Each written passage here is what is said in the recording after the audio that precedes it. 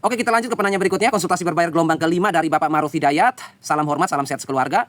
Jenis tanaman tumpang sari cabai dan bawang merah atau bawang daun. Tumpang sari ini ya, cabai dan bawang merah atau bawang daun, satu bedengan. Baik. Assalamualaikum Pak Roni. Waalaikumsalam Bapak Maruf. Salam sehat, salam hormat untuk semua rekan-rekan di sana. Saya dari Buton, Sulawesi Tenggara. Wow, jauh sekali nih. Pak Roni, saya baru pertama kali terjun di dunia pertanian. Selamat datang Bapak, selamat bergabung. Tolong koreksi tulisan saya. Siap, akan saya koreksi dengan teliti, baik dan benar ya. Penyemaian, kita mulai ya dari awal. Penyemaian, media sekam bakar, oke, media sekam bakar ganti dengan serbuk kayu bakar. Media sekam bakar ini penyemaian ya. Media penyemaiannya sudah digunakan, sekam bakar sudah bagus sebenarnya, tetapi diganti dengan serbuk kayu bakar. Gini Bapak, serbuk kayu bakar ini hati-hati ya kita gunakan ini ya. Ini berbahaya, ini bukan cuma, apalagi semai ini, semai lebih berbahaya. Tanam saja nanti bisa berbahaya kalau untuk di HST nanti, di penanaman di bedengan. Itu saya sudah lumayan berbahaya, apalagi kita pakai di semaian, bisa gagal di awal ini. Jadi gini, sekam bakar itu sudah tepat. Kita pakai sekam bakar untuk penyemaian, untuk penanaman, nanti itu lebih bagus daripada kita ganti dengan serbuk kayu bakar. Serbuk kayu bakar ini lebih murah, gratis kan, kita ambil di mebel atau tempat pembuatan furnitur, kita bisa ambil di sana. Atau bekas tebangan pohon atau apapun, serbuk gergaji, serbuk kayu itu banyak. Murah, gratis, dan dalam jumlah yang banyak. Tetapi ya, bahayanya tetapi ada di sini. Yang pertama, kalau kita ambil di pengrajin kayu, misalnya di mebel seperti itu ya, ambil di situ kayu olahan. Oke, kalau kayu alami nggak masalah. Kayu alami seperti jati, ya, sengon dan lain sebagainya. Kayu-kayu hutan lah seperti itu nggak masalah. Itu nanti kita bisa proses, tanin, getah dan lain sebagainya. Tetapi yang namanya kayu sudah dilakukan perlakuan atau kayu buatan, misalnya seperti triplek. Triplek itu kayu buatan. Di dalam situ ada lem kimia yang berbahaya nanti ya. Kemudian seperti bekas vernis, semua bercampur dalam serabut kayu itu atau serbuk kayu itu. Dan itu ketika dibakar, itu akan membuat racun atau toksik pada semaian kita maupun tanaman kita. Karena kita tidak tahu sumbernya, ini serbuk apa gitu ya. Oke, kita taruhlah saja serbuk kayu ini kayu alami ya, kayu yang tidak ada hubungan dengan bahan kimia sintetis berbahaya. Oke, tapi kita harus hitung lagi getahnya, taninnya. Karena sebagian kayu getahnya beracun untuk tanaman yang lain. Tanin itu juga bermasalah untuk tanaman, semua tanaman. Itu racun yang dibuang oleh tanaman. Jadi pohon itu selalu mengeluarkan tanin. Makanya Bapak Ibu lihat kalau daun kering, batang pohon, kulit yang mau rusak lah, itu mengandung tanin. Ya, tanin tidak dibutuhkan dalam tubuh tanaman. Tanin dibutuhkan sedikit, tetapi kalau over dia akan dibuang. Gitu ya, karena dia sifatnya racun. Kalau tanaman tetap menyimpan tanin dalam tubuhnya, maka tanaman itu akan mati. Tanin itu racun, makanya dibuang. Dibuang lewat apa? Daun yang gugur, buah yang jatuh, kulit pohon yang kropos, itu tanin semuanya. Oke ya. Jadi tanin ini sangat berbahaya. Berbeda dengan sekam bakar, gitu ya. Nah, jadi kalau solusi saya, baiknya pakai sekam bakar saja untuk semaian maupun penanaman, gitu ya. Serbuk kayu ini bisa kita olah, kita buang taninnya, kita buang getahnya dengan perendaman, boleh, gitu ya. Kita lakukan perendaman dengan air kurang lebih 1 malam, ya. Kemudian airnya besok sudah berwarna coklat seperti teh, itu tanin sudah keluar, getah sudah keluar. Kita jemur kering, lalu sudah bisa kita gunakan atau kita komposkan dulu bahan itu. Tetapi itu akan prosesnya lebih panjang. Lebih baik kita ambil sekam bakar saja, sekam yang kita bakar, lalu kita jadikan sebagai media semai atau media tanam, itu jauh lebih aman, gitu ya. Baik, sekarang untuk plastik semai, oke, isi 2 biji, isi 1 biji saja Bapak. Mau pakai plastik semai atau polybag kecil, maupun pakai pot tray, 1 lubang 1 biji. Kenapa demikian? Karena akan terjadi kompetisi, ya, root competition atau perebutan nutrisi oleh akar 2 tanaman, ya. Tanaman yang satu berebut dengan akar yang lain, ketinggalan, ya. Begitu kita tanam, dia stuck atau kerdil, karena dia sudah lambat dari semai. 1 lubang 1 tanaman, itu sudah ideal untuk penyemaian, ya. Tidak bisa 2, ya. 5 sampai 14 HSS ya, 5 hari ya, 2 minggu ini ya setelah semai bijinya, setelah daun sprout, daun keluar dan daun sudah terbuka, saya beri pupuk profit hijau, bagus. Dosisnya 0,5 gram per 1 liter, baik, itu tepat ya. Kemudian di usia 15 sampai 25 HSS, 15 sampai 25 atau 30 hari, dinaikkan dosisnya 1 gram per 1 liter air, itu juga bagus ya, tidak saya koreksi, itu benar. Kemudian untuk pengolahan lahan ya, Bapak lihat ya, di sini kan dosisnya kecil nih, ya kan? Dosis 5 sampai 14 HSS 0,5 gram per 1 liter air, itu untuk 1 tanaman makan. Oke ya, kalau Bapak kasih seperti ini pada 2 tanaman atau 1 pot isi 2 biji, maka akan berebut. Itu jadi dosis kecil, dosis rendah gitu ya. Maka yang satu akan mengalahkan yang satu ya. Kalau mau dinaikin bagaimana? Dinaikin overdosis. Gimana tuh? Makanya 1 aja, 1 lubang 1 tanam ya.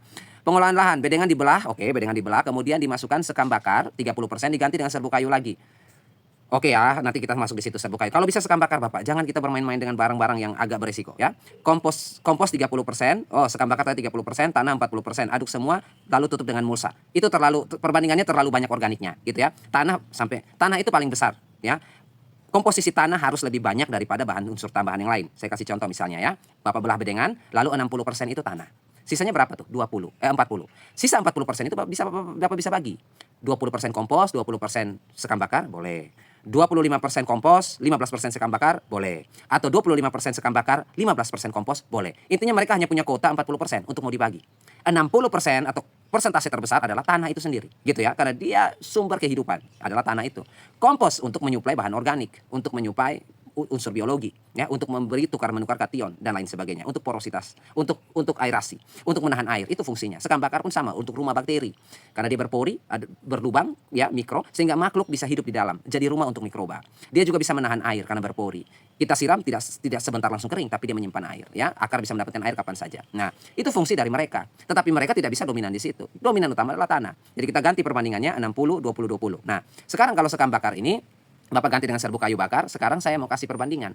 Kalau Bapak bakar serbuk kayu, usahakan sampai bakar tuntas, oke? Salah bakar jadi abu. Kalau sudah jadi abu, tambah berisiko lagi. pH akan naik karena abu kayu otomatis alkali, ya, basa kuat. Otomatis kita harus buat dia jadi arang. Nah, kalau sudah sampai arang, serbuk kayu ini, walaupun dia sudah jadi arang, tetapi dia lunak. Bapak Ibu pernah remuk serbuk kayu yang dibakar menjadi arang, lunak kan? Coba remuk sekam bakar. Keras kan? Nah, itu bedanya di situ. Dari tekstur fisiknya saja sudah beda. Berpori, sekam bakar lebih banyak pori, ya. Untuk kepadatan sekam bakar susah sekali padat tanahnya. Tetapi arang atau bekas bakaran serbuk kayu lunak dan cepat memadat, gitu ya. Jadi dia terlalu berisiko. Sudah begitu, otomatis ada pembakaran yang tidak akan sempurna. Serbuk kayu tidak akan mungkin menghitam semua. Ada yang pasti masih mentah pada saat kita membolak-balik pada saat dibakar. Oke? Yang mentah itu yang berpotensi tanin, gitu ya. Baik. Jadi nanti kalau bisa sebisanya Bapak pakai sekam bakar saja. Tapi kalau mau misalnya menggunakan, kita sterilisasi dulu serbuk kayunya, ya. Baik. Lubang tanam untuk cabai 60 kali 60 bagus. Satu lubang isi 2 cabai. Jangan Bapak, jangan. Yang begini-begini kita sudah mulai mau rugi ini. Satu lubang 1 cabai, gitu ya. Gini ya, kita tanam 1 lubang 1 cabai saja itu masih nggak optimal. Gitu ya. Nggak optimal. Di kemasannya tulis 1,2 kilo satu pohon. Yang kita dapat cuma 800 gram. Sudah 1 lubang 1 tanam cabai. Ini kita mau 2 lagi.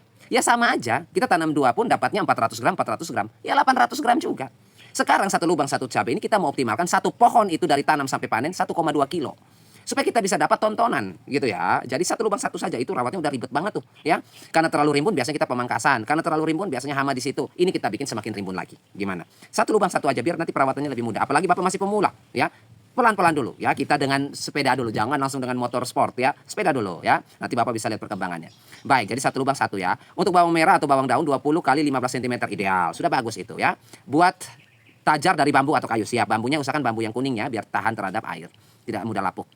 Kemudian untuk yang berikut, Pak Roni tolong racik untuk saya pupuk murah dan cocok untuk musim panas ya. Grade fertilizernya Boster Vegetatif 27 18 9, oke 321 ini. Seperti Profit Hijau plus makro sekunder, siap. Boster Transisi untuk persiapan bunga 15 30 15 seperti Profit Merah, siap. Kemudian Boster Generatif 8939 kalium tinggi ini seperti Profit Orange, siap. Nanti saya racik dari pupuk tunggal menjadi senjata mematikan seperti itu ya, vegetatif transisi generatif.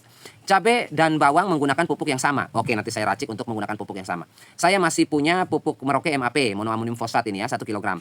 Karena MAP mahal, tolong racik lagi untuk penggantinya. Oh, pengganti MAP gampang. Kita bisa pakai urea dan TSP atau SP36, bisa. Nanti saya bikinkan ya. Sama, tetapi untuk penyerapan beda ya. Penyerapannya beda ya. Jadi kita kasih mungkin dimakan 3 hari setelahnya. Kalau MAP kan kasih hari ini juga dimakan ya. Untuk bawang merah daun, untuk bawang merah atau bawang daun 1 lubang isi berapa? Isi 1 Bapak. Bapak jangan semua lubang mau isi 2 gitu ya. Bawang merah itu 1 aja. Ini lebih berisiko lagi. Cabai saja saya sudah wanti-wanti Bapak 1 lubang 1. Ini Bapak masuk ke bawang lagi. Bawang itu 1 lubang 1, nggak bisa 2. Kenapa begitu Pak Roni? Gini, bawang itu yang Bapak Ibu panen apa? Bawang merah itu yang dipanen apa? Umbi kan. Nah, umbi itu berkembang di mana? Di langit atau di tanah? Di tanah kan. Nah, sekarang 1 lubang kalau kita isi 2 umbi, 2 bibit. Nah, sekarang pembesarannya mau bagaimana? Coba Bapak Ibu jelasin ke saya. Pembesaran 2 bawang dalam 1 lubang bagaimana caranya? 1 akan bergeser sama yang 1. Kita kan harapkan dia cuma punya 1 umbi supaya pembesaran umbi maksimal. Pembelahan sel umbi maksimal. Makanya Bapak Ibu tanam 1 bawang tiba-tiba muncul langsung 14 siung. Dari mana 14 siung ini muncul? Karena pembelahan sel. Dia butuh rongga karena dia nggak bisa mau terhimpit, terjepit, nggak boleh dia. Ya, kalau kita taruh 2, di situ mereka sudah gesek-gesekan. Saya mau besar, saya juga mau, saya mau ribut mereka di situ karena ulah kita, gitu ya. Lagian juga akarnya itu akan berebut makanan. Akar bawang itu dangkal ya, tetapi dia tersebar ke samping. Kalau dia bentrok dengan saudara di sebelahnya, berebut-rebutan, akhirnya air jadi, nutrisi jadi kurang, tanaman imunitasnya menurun, akhirnya penyakit datang terus gitu ya. Jadi hindari kecelakaan yang kita bikin sendiri gitu aja. Karena Bapak masih pemula itu wajar, tetapi yang sudah senior masih pakai kayak gini itu saya marah banget ya. Baik, jadi 1 lubang 1 saja Bapak ya.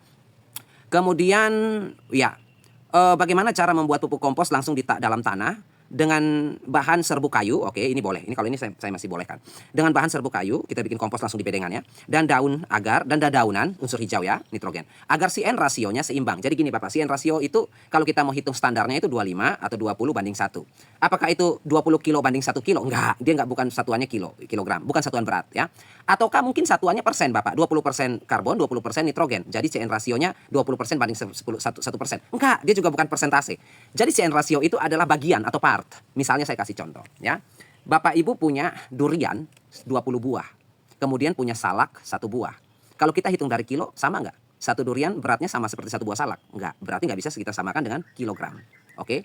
1%, apa namanya, 1% vitamin C pada 1 buah durian, apakah sama dengan 1% vitamin C pada buah salak? Nggak sama, ya kan? Makanya tidak bisa kita samakan dalam bentuk persen. Nah, dia bagian. Jadi 1 buah durian dan 1 buah salak. Oke, itu baru bisa masuk hitungannya ya. Tapi kalau dari beratnya nggak sama. Persentase ini protein nggak sama. Persentase jumlah vitamin C pada durian berbeda dengan jumlah vitamin C pada persen pada sebuah salak. Makanya kita nggak bisa persentase gitu ya. Dia bagian atau part gitu ya. Makanya 20 banding 1 CN rasio ideal adalah 20 bagian karbon dan 1 bagian nitrogen. Itu CN rasio artinya gitu ya. Nah, sekarang kalau kita sudah paham konsepnya, maka 20 banding 1 harus kita hitung. Kalau Bapak mau bikin langsung pengomposan di lahan, berarti kita pakai serbuk kayu. Yang pertama langkahnya, serbuk kayu ini pastikan kayu alami, bukan kayu olahan seperti triplek, MDF atau apapun yang ada pernisnya, ada catnya, ada lemnya dan lain sebagainya. Intinya kayu alami ya, tidak terkena bahan kimia sintetis.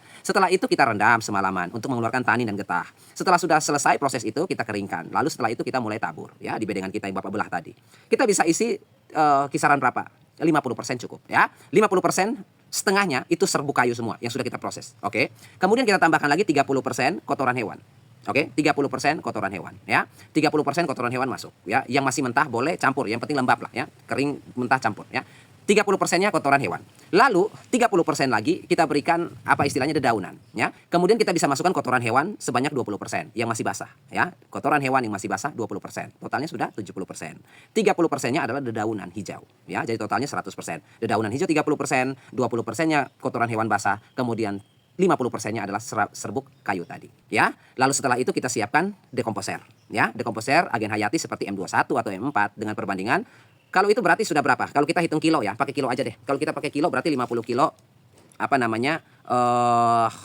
Serabut kayu, kemudian 20 kilonya itu kotoran hewan basah, kemudian 30 kilonya itu dedaunan ya. Berarti sudah 100 kilo. Oke. Berarti kita bisa pakai 2% dari 100 kilo itu. Berarti ada 2 kilo kan? Nah, dari 2% dari 100 kilo berarti 2 kilo. 2 kilo itu bisa kita tambahkan urea ya. Tambahkan urea ke dalam situ 2 kilo untuk menambah unsur nitrogen. Karena di situ kan 50%-nya karbon ya. Serabut kayu itu kan karbon, C ya. Sedangkan unsur hijau itu nitrogen. Nah, kita dapat sedikit dari kotoran hewan yang masih mentah. Kemudian dari dedaunan hijau kita dapat dari situ. Kita tambahkan lagi urea 2 kilo. Oke, 2% dari berat biomasa. 2% urea. Sudah tadi ya, Bapak sudah catat ya, 2% urea. Setelah itu kita siram dengan agen hayati dekomposer tadi dengan perbandingan 200 mili per 20 liter air. Atau 100 mili dekomposer per 10 liter air. Oke, jadi 100 mili berarti 10 liter. 200 mili berarti 20 liter air. Lalu kita spray atau kita kocor, kita siram sampai basah. Tetapi tidak becek ya, lembab basah saja. Seperti itu. Lalu campur aduk menjadi satu, ada tanah campur juga dengan tanah bedengan. Lalu sudah ditutup dengan terpal ya, atau dengan mulsa. Setelah itu kita diamkan ya selama 1 bulan. Maka itu sudah selesai. Ya, nah sekarang fungsi dari karbon itu apa? Fungsi dari karbon itu untuk energi. Jadi mikroba dia membutuhkan karbon yang bahan kering tadi, bahan coklat tadi, untuk sebagai sumber energi untuk dia bekerja, tenaga, gitu ya. Sedangkan dia butuh nitrogen untuk pembelahan sel, gitu ya. Jadi dia bekerja dapat energi dari karbon, bahan coklat, tetapi dia butuh unsur N juga, nitrogen untuk membelah sel. Jadi dia kerja, dia beranak, dia bekerja berkembang biak, gitu ya. Jadi dia harus bekerja keras dan dia berkembang biak yang banyak agar pengomposan bisa cepat selesai, gitu ya. Itulah CN rasio, gitu. CN rasio organik artinya CN rasio yang diperlukan untuk mikroba. Jadi kita menghitung CN rasio itu untuk mikroba itu sendiri, untuk makhluk ya. Kalau kita kasih C-nya terlalu tinggi, maka yang terjadi adalah mikrobanya mati. Kenapa mati? Karena dia bekerja, dia nggak bisa berkembang biak. Kalau kita kasih nitrogennya lebih tinggi, otomatis kompos kita akan jadi becek kan, karena hijaunya banyak. Kotoran sapi yang masih becek kita masukin. Kemudian urin kita masukin. Kemudian daun hijau kita masukin. Semuanya yang segar-segar, buah, busuk lah, apa sayuran, semua yang hijau-hijau. Nggak ada unsur coklatnya, ya. Nggak ada jeraminya, nggak ada serbuk kayunya, nggak ada bahan-bahan coklatnya, ya, bahan karbonnya. Maka dia akan membelah diri dengan cepat. Tetapi energi nggak ada. Karena energi dari karbon, otomatis dia lemah dan mati. Akhirnya dia becek, bau, dan busuk. Kompos nggak jadi, gitu ya. Jadi CN rasio harus dihitung, ya. Energinya cukup, pembelahan selnya cukup, ya. Baik, nanti seperti itu saja yang Bapak bisa lakukan. Kemudian tolong tentukan pestisida untuk cabai, bawang bisa disamakan saja. Siap untuk pestisidanya, nanti saya bikin insektisida, fungisida dan bakterisidanya. Baik. Apa bulan ini dan bulan depan, bulan ini Maret ya. Bulan ini Maret dan bulan depan April ya, masih cocok untuk menanam cabai dan bawang. Sebenarnya cocok saja Bapak ya. Untuk bulan April, Mei, Maret, April, Mei bisa. Ini peralihan ya. Kita sudah masuk musim kemarau ya. Indonesia sudah masuk musim kemarau. April, Mei sudah masuk musim kemarau. Apakah April, Mei ini sudah bisa saya menanam cabai dan bawang seperti ini? Bisa. Tetapi Bapak harus siapkan pestisida. Karena sekarang musim kemarau ini hama lagi berkembang. Oke ya. Di musim hujan kemarin mereka tidur, istirahat ya. Lebih banyak mikrobanya, lebih banyak busuk, bercak, antraknosa dan lain sebagainya di musim hujan kemarin ya, kita sudah lewati itu. Sekarang kita masuk di peralihan musim kemarau. Yang bercak-bercak itu sudah mulai turun, istirahat mereka, busuk akar mulai istirahat, layu fusarium mulai istirahat. Yang sekarang mulai bangun adalah kutu-kutuan dan ulat-ulat. Nah, kita siapkan untuk mereka ya. Baik, sekarang saya tinggal racik ya, booster tadi ya. Booster untuk vegetatif, transisi dan generatif yang setara dengan Merauke Profit hijau, Merauke Profit merah, dan Merauke Profit orange ya, varian Profit. Oke, langsung kita racik untuk Pak Maruf Hidayat. Dan oke, baik Bapak Ibu semuanya, khususnya Bapak Maruf Hidayat yang bertanya dan berkonsultasi tentang alternatif untuk pupuk Profit hijau ya, Profit merah untuk transisi maupun Profit orange untuk generatif. Ini semuanya sifatnya booster, karena kalau kita lihat Profit hijau ini nitrogennya tinggi sekali 27, Profit merah untuk transisi, fosfornya tinggi sekali 30, dan Profit orange itu untuk booster generatif, untuk pembuahan tinggi sekali kaliumnya 39. Jadi ingin mencari pupuk alternatif yang murah untuk bisa menyamai ini. Sebelum saya menjelaskan, saya kasih catatan dulu ya untuk Bapak Maruf dan juga Bapak Ibu semua. Untuk kita menyamai atau membuat dia presisi seperti dengan pupuk pabrikan, itu tentu saja bisa ya. Untuk menghitung grade fertilizer, pupuk campuran apa yang kita oplos untuk bisa menjadi pupuk pabrikan itu, varian Profit, tentu saja bisa. Tetapi di sini, kenapa kita bisa buat dan kenapa harga Profit itu mahal? Karena di sini dari teknologi pembuatan ya. Varian Profit itu adalah varian pupuk yang sifatnya fast release ya, sifatnya higroskopis dan juga larut sempurna ya. Jadi kalau garaman-garaman seperti itu yang cepat sifatnya ionik yang diperuntukkan untuk vertigasi ataupun hidroponik tentu saja berbeda. Teknologi yang membuat dia mahal, tetapi unsurnya bisa kita buat ya. Jadi seperti itu. Jadi catatannya nanti bisa kita samai atau mendekati, tetapi untuk penyerapan, untuk segala macam akan berbeda dengan jika kita menggunakan Profit hijau ya. Ada delay lah di sini. Baik, kita langsung mulai untuk Profit hijau. Target Profit hijau itu kan nitrogen 27%, fosfor 18, kalium 9. Ini biasa saya bilang rumusan 321 ya. 3, 2, 1. 1 kali 9, 9, 2 kali 9, 18, 3 kali 9, 27. Oke ya, 9, 18, 27 atau 3, 21. Magnesium kita dapat 1%, tapi dia tidak memiliki sulfur dan juga kalsium, tapi dia lengkap dengan mikro atau trace elemen. Ada boron, molybdenum, tembaga, zinc, mangan, ya, dan lain sebagainya. Ada lengkap dengan mikronya. Kemudian pupuk alternatif kita bisa buat dari urea 5,5 kilo, TSP 3,5 kilo, KCl 1,5 kilo, kisrit ya, magnesium sulfat ini 0,5 kilo, totalnya 11 kilo. Ini saya mau pakai magnesium sulfat tapi harganya sekitar 16.000, 17.000 ya. Bapak Maruf maunya yang murah, kita pakai kisrit saja ya. Oke, untuk grade fertilizer yang kita dapat nitrogen 25, 2% kurang dari Profit hijau ya. Kemudian fosfornya dapat 16, kurang 2% saja tapi nggak masalah, masih mendekati. Kalium sama 9, magnesium kita lebih tinggi ya 2%, sulfur dia nggak punya tapi kita punya 2, kalsium dia nggak punya tapi kita punya 5. Oke, kita nggak punya saja trace element atau mikro ya. Nanti bisa tambahkan dengan pupuk mikro, Vitaflex dan lain sebagainya. Kemudian untuk varian Profit merah untuk transisi, kalau Profit merah nitrogennya 15, P-nya 30, K-nya 15 ya, 121 ini. Kemudian dia dapat magnesium 1,4%, sulfur nggak punya, kalsium nggak punya, ada mikro trace elemen lengkap ya. Di sini pupuk alternatif yang kita bisa buat dari urea 3,5 kilo, TSP 6 kg, KCl 2,5 kilo, kisrit 0,5 kilo, totalnya 12,5 kilo. Grade fertilizer yang kita dapatkan nitrogen 16 ya, lebih 1 daripada Profit merah, kita lebih 1%. Fosfornya 30 kita dapat 28, kurang 2%. Kaliumnya 15 kita juga dapat 15 sama ya. Jadi hampir sama ini. Magnesium dia punya 1,4, kita punya 2, sulfur dia nggak punya, kita punya 2, kalsium dia nggak punya, kita punya 8. Pak Roni, dari tadi kita tidak melihat ada pupuk kalsium di sini. Tetapi kenapa jumlah kalsium selalu tinggi di sini? Nah, di sini saya sarankan untuk menggunakan TSP, tidak menggunakan SP36, karena TSP ini selain mengandung 46% P2O5 atau fosfor, dia juga mengandung 14 sampai 16 kisaran itulah, 14 sampai 16% kalsium ya. Itu siap diserap juga ya, karena kalau TSP ini kan triple superfosfat ini kan monokalsium fosfat ya sebenarnya ya. Bentuknya adalah monokalsium fosfat kalau dikimiakan. Jadi kalau monokalsium fosfat otomatis dia kalsiumnya juga sifatnya cepat ya. Jadi kita dapat 15% dari TSP untuk kalsium. Makanya kita dapat kalsium tanpa pupuk kalsium ya. Tetapi kalau ada defisiensi nanti, karena ini kan bahan pembungkus atau coating. Kalau nanti misalnya ada defisiensi kalsium, Bapak bisa menggunakan kalsium tambahan seperti Kalnit ya. Tetapi saya tidak masuk ke ranah itu karena di sini saya hanya diminta untuk membuatkan varian Profit. Nah, seperti itu ya.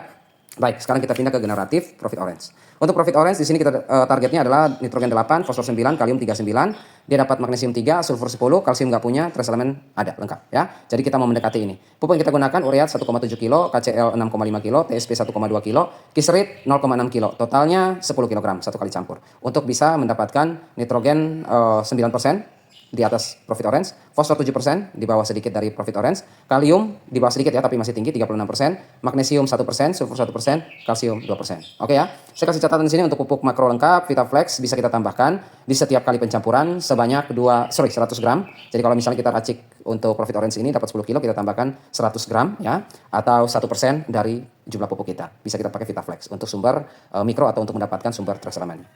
Kemudian kurang lebih di sini saya kasih catatan, kurang lebih racikan kita hampir sama atau mendekati hampir presisi dengan racikan varian profit. Namun untuk pelarutan dan juga penyerapan akar ya, difusi akar, kemudian juga intersepsi akar, artinya daya serap akar terhadap unsur hara dan air itu agak sedikit delay atau terlambat karena di sini kita menggunakan pupuk oplos ya, pupuk tunggal. Jadi untuk penyerapannya tentu tidak akan sama dengan varian profit ya, lebih lambat atau lebih delay, tetapi untuk mendekati dia hampir sama, tetapi delaynya tidak terlalu jauh, range 1 sampai 5 hari saja. Kalau varian profit langsung dimakan, ya kalau punya kita ya kisaran 1 sampai 5 hari baru dimakan. Gitu ya. Itu sedikit-sedikit, bukan baru 5 hari baru dimakan enggak. Itu sudah dimulai dimakan seperti misalnya kita kasih ya, TSP sudah bisa dimakan, KCL sudah bisa dimakan, urea sebagian ya. Kemudian kisrit sudah bisa dimakan ya. Jadi seperti itu. Maksimalnya ya 1 sampai 5 hari, gitu ya.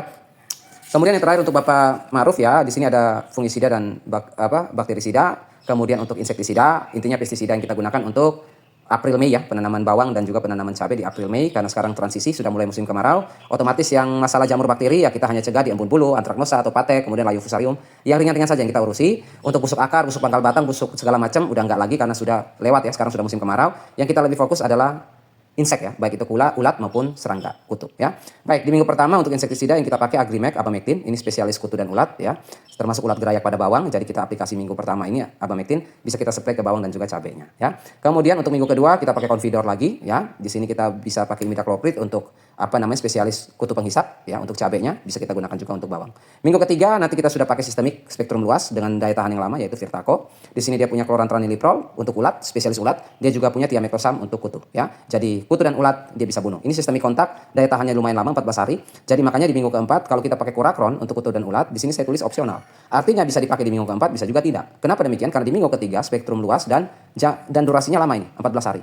Jadi kalau kita semprot di sini di minggu ketiga dia bisa bertahan sampai minggu keempat. Oke ya, minggu kelima baru kembali ke sini juga nggak apa-apa. Oke ya. Jadi kalau mau ditambahkan Kurakron, kalau hamanya masif terlalu banyak boleh kita minggu keempat masuk Kurakron. Tapi kalau sedang-sedang dan tidak terlalu mengganggu, minggu ketiga stop, minggu kelima bulan kedua kita bisa masuk ke Agrimek lagi ya. Untuk fungisida dan bakterisida di sini yang minggu pertama kita pakai Mancozeb dulu untuk antraknosa, bercak, busuk dan lain sebagainya untuk batang daun.